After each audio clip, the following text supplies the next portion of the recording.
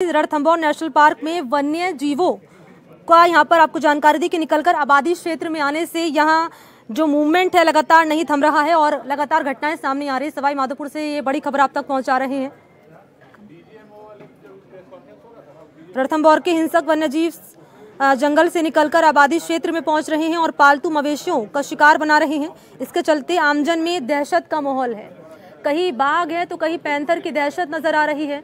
Panther ने गाय का शिकार किया है। ताज़ा मामला है भड़ेरड़ा गांव का, जहां गत रात एक पैंथर ने आबादी क्षेत्र में घुसकर बाड़े में बंधी गाय का शिकार किया। सुबह उठने पर मालिक को इसका पता चला। मौके पर लोगों की भीड़ जमा हो गई और गांव के आबादी क्षेत्र में पैंथर की दस्तक के बाद लोग दहशत में नजर आए। पैंथर ने गाय का शिकार किया। उससे सटकर ही राजकीय विद्यालय भी है, जहां विद्यालय प्रबंधन ने बच्चों की सुरक्षा को लेकर चिंता जताई है। गाय मालिक ने कहा है कि रोजाना की तरह गाय को बाड़े में बांधकर चारा डालकर सोते थे। जब सुबह उठे तो गाय मृत मिली और उसके पास जंगली जानवर के पैरों के निशान मिले।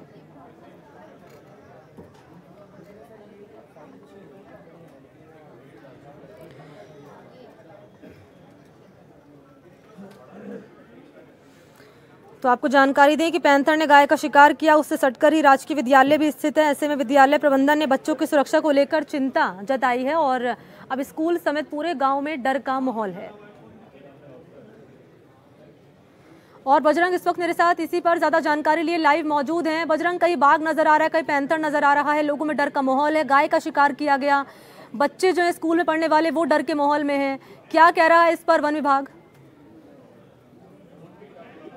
जी बिल्कुल, ये रणथंभौर से सटे बढेड़ा गांव का मामला है, जहां पर बीती रात को एक पैंथर गांव की आबादी क्षेत्र में घुस गया और बाड़े में जो गाय बंध रही थी उसको मौत के घाट उतार दिया। सुबह जब मालिक और परिवारजन जो जगे, उन्होंने वहां पर देखा कि वहाँ जो गाय के आसपास काफी लगमार्ग भी वहाँ वन्य जीव के थे, तो उनका साफ तौर पर कहना है कि रात को उस गाय को सही सलामत बांध के सोए थे और उसके बाद में रात को पैंथर या बाघ यहाँ पर आया और जो गाय है उसको मौत के घाट उतार दिया। तो इस तरीके से लगातार रणथंभौर के आसपास के इलाकों में लगातार कभी पैंथर का मूवमेंट देखने को मिलता है, तो कभी भालू का मूवमेंट देखने को मिलता है, तो कभी जो टाइगर है उसका मूवमेंट देखने को मिलता है। तो रणथंभौर से सटे तकरीबन सभी गांवों में लगातार जो लोग हैं उनके अंदर कहीं न कहीं दहशत व्याप्त है। रात को जिस तरह की घटना हुई, एक पैंथर ने गाय को मौत के घाट उतार दिया, उसको लेकर बढेड़ा गांव के जो ग्रामीण है उसके अंदर भी काफी दहशत व्याप्त है। और साथ ही बड़ी बात यह है कि जिस जगह पर पैंथर ने आपने जानकारी पहुंचाई थी कि टाइगर का मूवमेंट नजर आया था, रेंजर की जान ले ली थी और अब बाघ नजर आया है, पैंथर नजर आ रहा है। वन विभाग कार्रवाई क्या कर रहा है? बातचीत अगर आपके अधिकारियों से हो पाई हो तो?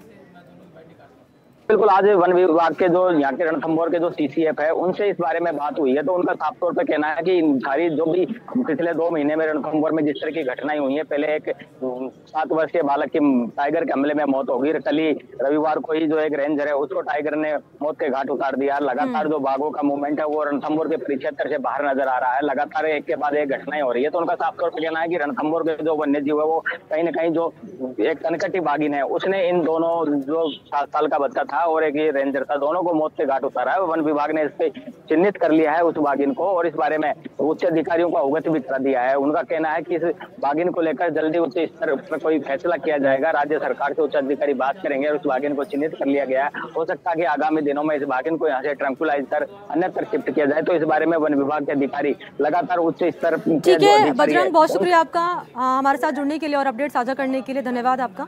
और अगली बड़ी खबर को करेंगे गंगापुर सिटी से। ये बड़ी खबर आप तक पहुंचा दे, यहाँ दरअसल मॉक ड्रिल कराई गई है। आपातकालीन स्थिति से निपटने के लिए मॉक ड्रिल का यहाँ पर आयोजन किया गया। स्कूलों में मॉक ड्रिल कराई गई है, तो आपातकालीन स्थिति से निपटने के लिए स्कूलों में यहाँ मॉक ड्रिल कराई गई। तस्वीरें भी आपके सामने रखेंगे। ये बड़ी खबर है गंगापुर सिटी से। तो ये तस्वीर देखिए, यहाँ पर बच्चों और स्कूल स्टाफ को आपदा प्रबंधन की ट्रेनिंग दी गई है। गंगापुर सिटी की ये खबर, आपातकालीन हालात से निपटने के लिए मॉक ड्रिल यहाँ कराई गई है। स्कूलों में, कई स्कूलों में मॉक ड्रिल का आयोजन किया गया है। तो सवाई माधोपुर में आई सिविल डिफेंस की टीम ने बच्चों और स्कूल स्टाफ को आपदा प्रबंधन का प्रशिक्षण दिया है। ये मॉक ड्रिल 22 अप्रैल को पहलगाम में हुए आतंकी हमले के बाद शुरू किए गए ऑपरेशन सिंदूर के तहत की जा रही तैयारियों का हिस्सा है।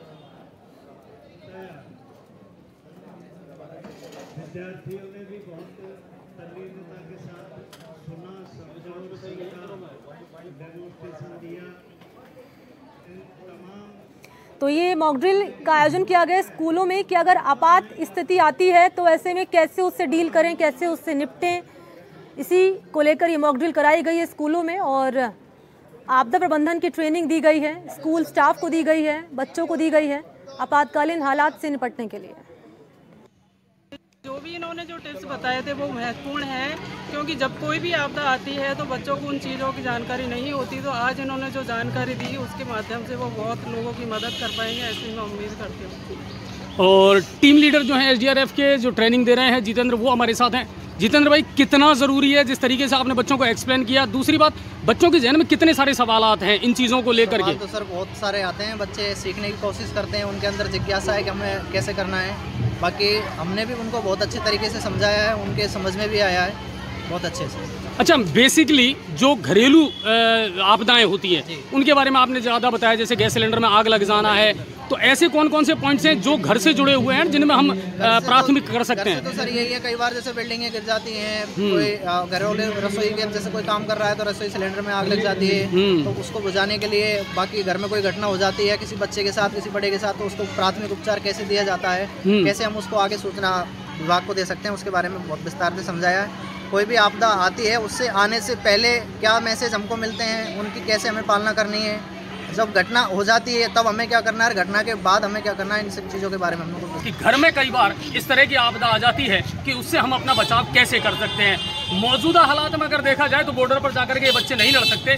लेकिन फिर भी छोटे छोटे प्रयोग करके ये अपने आस पड़ोस के, अपने आसपास के लोगों को बचा सकते हैं, चाहे वो पानी में डूब रहे हो, चाहे घर में आग लगी हो या फिर कोई बिल्डिंग गिरी हो। आज इसी का ट्रेनिंग, इसी का डेमोस्ट्रेशन SDRF की टीम ने अलग अलग स्कूलों में जाकर के दिया है। कुछ बच्चे हमारे साथ, उनसे जानने का प्रयास करेंगे। अपना नाम बताओ। मेरा नाम जोर से बोलो। नाम बताइए अपना। मेरा नाम कुलसुम बानो है। हमें यहाँ पर बहुत सारी चीज़ें सीखने को मिली, बाहर से टीम आई, उन्होंने बहुत सारी चीज़ें सीखने को बताई हमें।